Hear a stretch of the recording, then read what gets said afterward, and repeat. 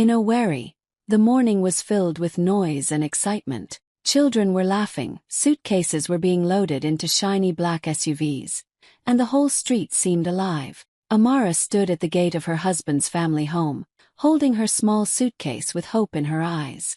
She had imagined this moment for days. Her first holiday trip as a new bride. She pictured herself walking on the beaches of Zanzibar with her husband, sharing laughter with his family, and taking photos like every happy couple. But reality struck hard. Madame Ijeoma, her mother-in-law, stood tall in her bright lace attire, giving out instructions as if she were the queen of the house.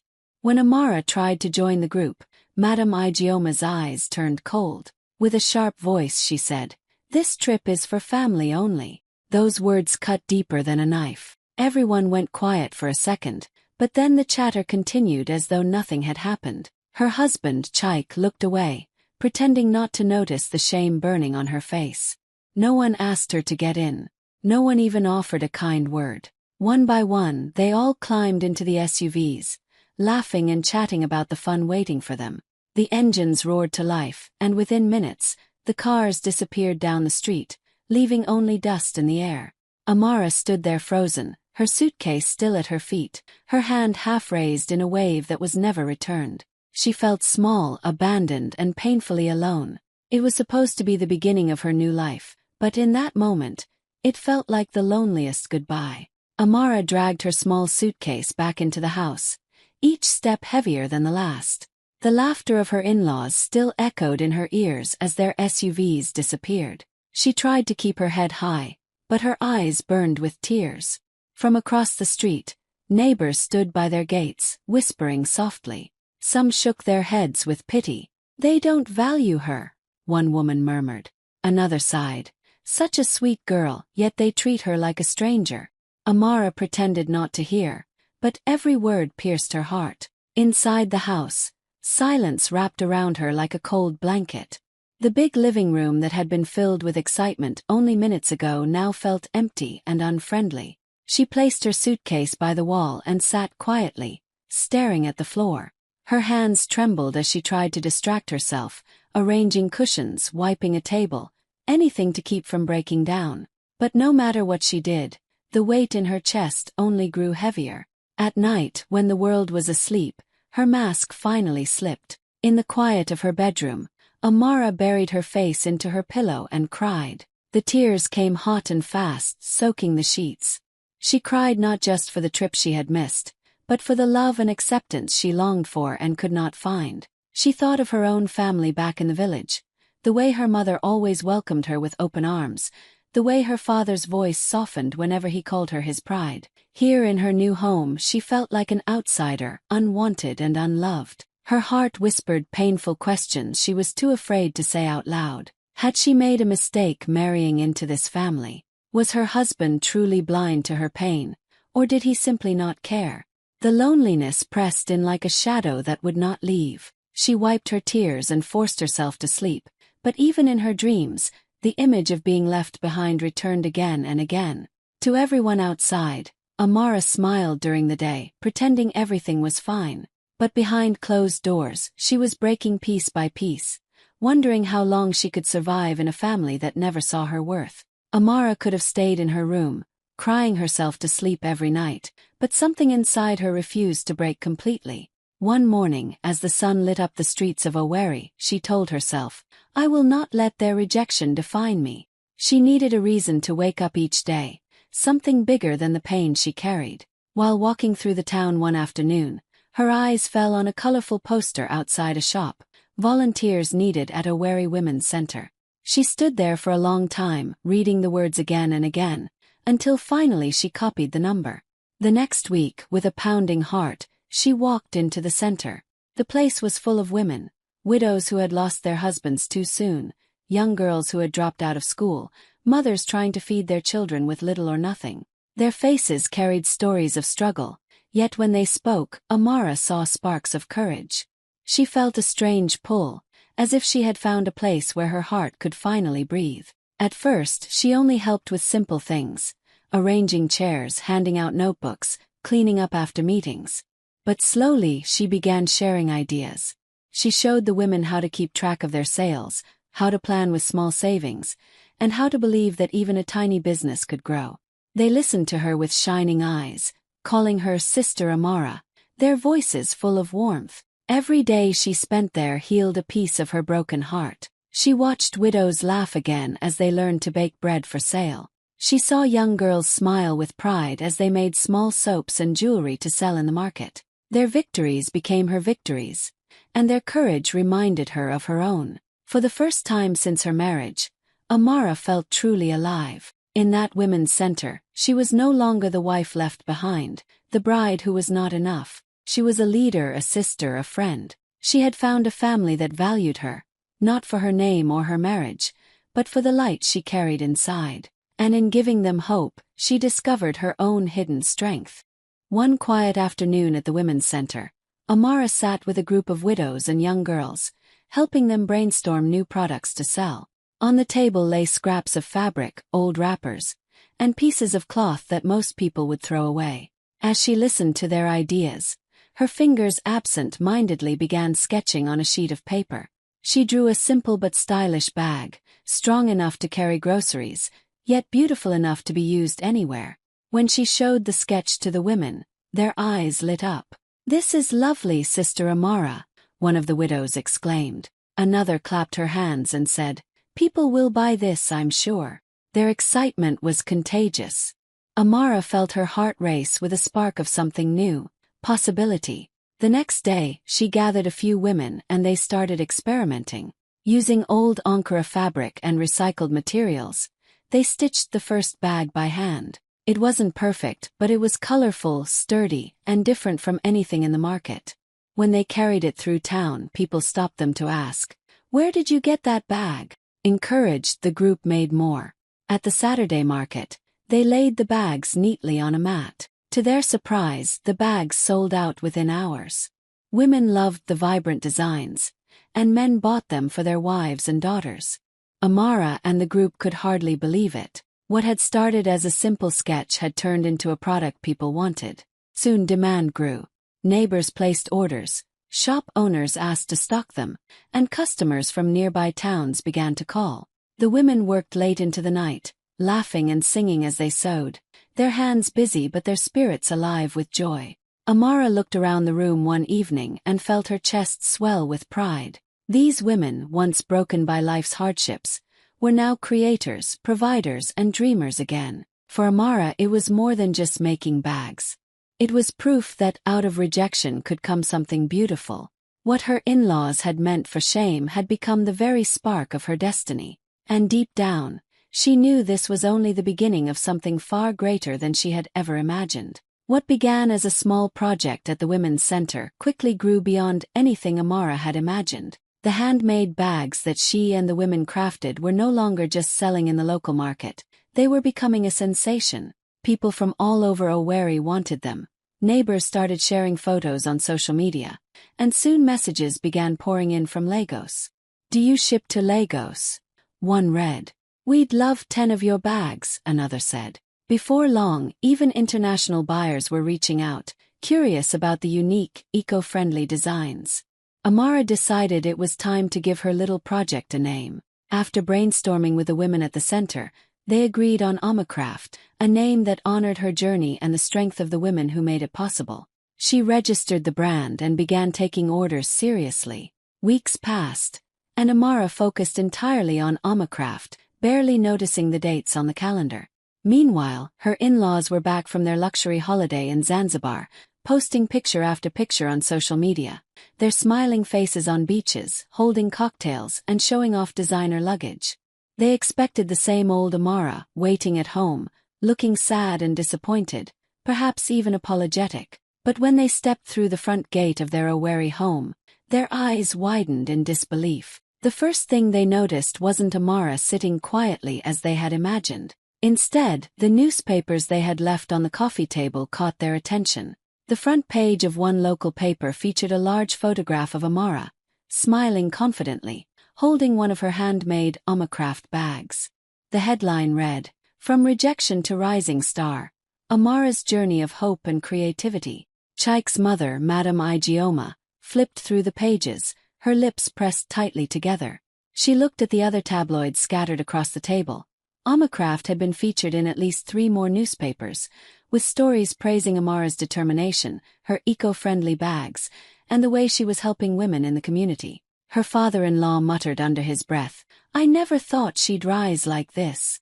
Even Chaik's siblings stopped mid-conversation, staring at their sister-in-law in awe, unable to hide their surprise.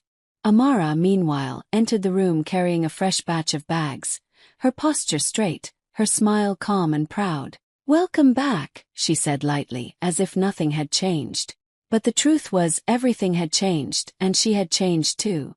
She had turned their absence, their neglect, into fuel for her own success. Her in-laws had expected weakness, a woman crushed under rejection. Instead, they were faced with power, poise, and achievement. The silence that fell over the living room was heavy, full of the weight of their own misjudgments. Amara didn't need their praise or approval anymore. She had built something far greater than their validation could ever provide. That day, as she watched them flip through the papers, pretending to read but clearly stunned, Amara realized how far she had come. She had been left behind once, abandoned and overlooked, but now she stood tall, a woman who had not only survived rejection but had turned it into a story worth celebrating. Her in-laws' expectations of sulking had been replaced by a reality they could neither ignore nor control. Months had passed since her in-laws returned from their holiday, and Amara had fully immersed herself in Omacraft and her work at the Women's Center. One morning, she received a call that made her heart skip a beat. A national television station wanted her to be a guest speaker on their program about women's empowerment. Her hands shook as she listened to the producer explain that they had heard about her journey, from being abandoned by her husband's family to building a successful business and inspiring women across Nigeria. Amara spent days preparing. She rehearsed her words, thinking carefully about every sentence. She wanted her story to touch people, to give hope to those who had ever felt small, ignored, or undervalued. On the day of the show, she wore a simple but elegant outfit, her hair neat, her face calm but radiant. As she walked onto the studio stage, the bright lights and cameras didn't intimidate her. Instead, they felt like a spotlight on her purpose, on the journey that had brought her here. Meanwhile, in Owerri, her in-laws sat in their living room, casually watching TV while scrolling on their phones. Suddenly the program began, and there she was. Amara, speaking with confidence, grace, and authority, telling her story. She spoke about rejection, loneliness, and heartbreak, but also about resilience, courage, and hope. She shared how she had started Omacraft, how she had helped women at the center, and how every setback had pushed her closer to her dreams. Madame Ijioma's eyes widened, her jaw dropping as she realized the woman she had once mocked and excluded was now on national television, commanding respect and admiration. Chaik's siblings sat forward, whispering to each other in disbelief. Even Chaik himself could hardly look away. The pride, power, and dignity in Amara's voice left them speechless.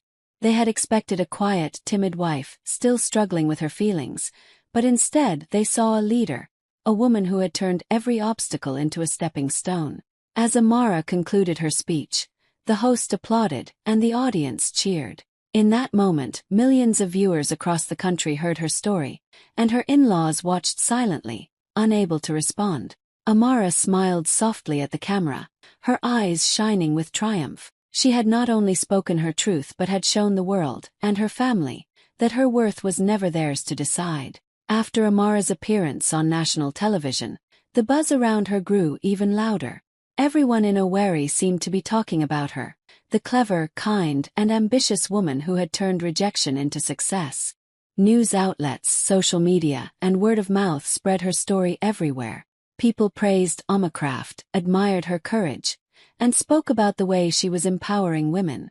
Meanwhile, her in-laws, especially Madame Ijeoma, felt the sting of embarrassment more sharply than ever. Just weeks ago she had called Amara useless, laughed at her ideas, and treated her like an outsider. Now, the very neighbors who once whispered about Amara's misfortune were stopping by Madame Ijeoma's house, smiling and shaking their heads. "Your daughter-in-law is putting Owerri on the map," one neighbor exclaimed. Another said, "We should all be learning from her, not judging her." Madame Ijeoma's face went pale. She opened her mouth to respond, but no words came. Her husband muttered something under his breath, but even he looked uncomfortable as he realized the truth. The family had expected Amara to remain quiet and powerless, still living in their shadow, but now the world was celebrating her, the woman they had abandoned and mocked. Chaik's siblings exchanged nervous glances. The teasing, the jokes, the superiority they had felt, all of it vanished in an instant. People stopped them in the street to ask about Amara, to compliment her work, and to admire her achievements. The family who had once tried to diminish her suddenly found themselves in the middle of whispers and stares, not for their wealth or trips abroad, but because they had overlooked a woman of extraordinary talent and courage. Amara, for her part, continued her work without malice. She did not gloat, and she did not seek revenge in words. Yet her very presence, her growing influence, and the admiration she received from the world spoke louder than anything she could have said. Madame Ijeoma and the family felt a heavy weight in their hearts, shame for how they had treated her, embarrassment for underestimating her, and awe at the woman they had ignored. In every corner of Owerri, Amara's name was spoken with respect, pride, and admiration, leaving her in-laws to silently reckon with the truth. The woman they excluded had risen higher than they ever imagined, and there was nothing they could do to change it. The night of the grand gala arrived, and Owerri's biggest hall glittered with chandeliers, sparkling gowns, and the hum of excitement. Amara walked in with quiet confidence, her dress simple but elegant, her smile radiant. She was there to accept an award for Amacraft, recognition for her hard work, creativity, and the positive impact she had made on women's lives. Every step she took through the crowd felt like a victory over the months of struggle and rejection she had endured. Meanwhile, her in-laws had also arrived, dressed in their finest. Madame Ijeoma wore a bold, expensive gown, and Chaik's family looked polished and perfect. They had come with one goal: to appear connected to Amara's success, hoping to take photos beside her, to pretend they had always been supportive. They expected her to feel awkward or grateful, perhaps even flustered by their presence. But Amara's mind was far from them. She moved through the room with grace, shaking hands with other entrepreneurs, exchanging kind words with admirers, and accepting congratulations from people who truly respected her journey. When the announcer called her name to come on stage, she stepped forward without hesitation. The applause was deafening. Cameras flashed, capturing her holding the award, her face glowing with pride. Her in-laws tried to edge closer, attempting to take a picture beside her, but whispers ran through the crowd. People remembered the story of how she had been abandoned, left behind while they went on their luxurious trip, mocked and dismissed by the very family that now tried to share in her moment. Eyes followed them, silently judging, and the family felt a tension they could not escape. Amara looked out over the crowd and saw friends, colleagues, and women whose lives she had touched beaming at her. She raised the award slightly and smiled. She did not need to confront her in-laws with words. The truth was clear to everyone. She had risen without them, achieved greatness without their support, and built a life they could never claim a part of. That night, as the gala continued and cameras continued to flash, the pride and joy in Amara's heart outshone any discomfort her in-laws felt. Her sweet revenge was not cruelty or revenge in words. It was her success, her recognition, and her dignity, all earned with her own hands, her own courage, and her unstoppable spirit. She had risen, and the world finally celebrated her. The grand hall was alive with applause and excitement as Amara stepped up to the podium to deliver her closing speech. Her heart beat steadily, not with nerves, but with the quiet pride of knowing how far she had come. The chandeliers reflected off the polished floor, and the crowd of business leaders, women she had mentored, and supporters of Amacraft waited, eager to hear her words. Amara took a deep breath, smiled, and spoke with a calm but powerful voice. "Sometimes rejection is a gift in disguise," she said. "The trip they didn't take me on became the journey that changed my life. I was left behind, abandoned, and overlooked. But in that space I discovered my own strength, my own purpose, and the power to create something beautiful that could change lives." The audience erupted in cheers and applause. People rose to their feet, clapping and shouting their support. Women wiped tears from their eyes, inspired by her courage and honesty. Every word she spoke carried the weight of her journey, from loneliness and heartbreak to triumph and empowerment. In the crowd, her in-laws sat frozen. Madame Igioma's hands trembled slightly as she clutched her program. Chaik's siblings stared in disbelief. They had expected a timid, defeated wife, yet here she was, strong, respected, and radiant. Their faces were pale with shame, and they could not hide the truth. The woman they had abandoned had risen far higher than they could ever imagine. Amara smiled softly, feeling a warmth in her chest that had nothing to do with applause or awards. She had turned every rejection into a stepping stone, every doubt into fuel for success. She was no longer the lonely bride left behind. She was a leader, a creator, a queen in her own right. That night, as the hall echoed with admiration and celebration, Amara knew with certainty that this was not just an ending, it was the beginning of an extraordinary new chapter in her life. Thanks for watching.